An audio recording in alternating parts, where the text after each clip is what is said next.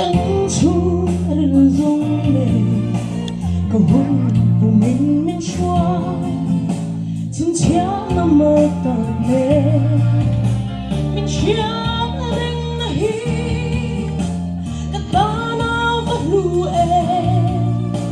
trong chờ ông chuyên mắt xe lời ba cái gì ăn chê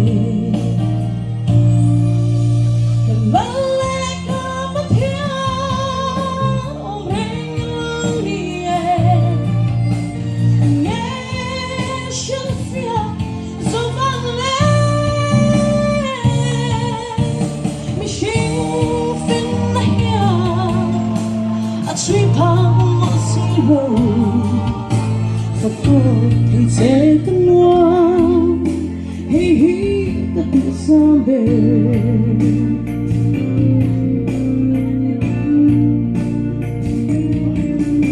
và ta yêu em rua ta luôn ai ta từng ngày lô vui nàng mi ra khát tin đủ tiếng ta điều chuyện thế mà thế nàng in mình chia cầm má bỏ cho mình về lung ôi là đau thô bên bầu róa mình hiệp tiêu chỉ lắng lẽ cả bất hiếu ôm rèn như lâu nhẹ nghe chưa là phía gió vang lên mi xin phim nãy à truy phang một xí lô và tôi thì dễ cân ngoan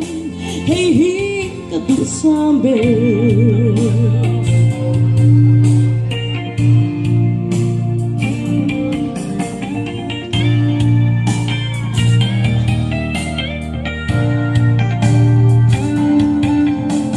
sa mang ăn vui đó sẽ ôm là tình mình buồn đêm chuông có giấc lung khăng và những cái rung phồng chi lung ai cao mi lần bắn ngay tua chi chẳng là rùa mà trăng y Lâwmna ta ngã mình lon ti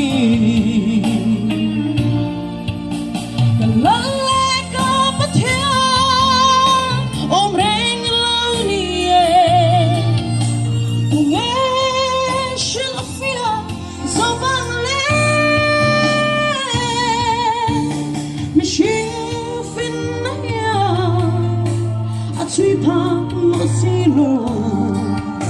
và tôi thì dễ cân ngoan hey hi cả tận xa bề và lắng lẽ cả bất hiếu ôm rèn lâu nhẹ cùng nghe sự là phía gió vang lên mình xin suy phang một xí lô và tôi thì dễ cân ngoan hey hi cả tụ xa bề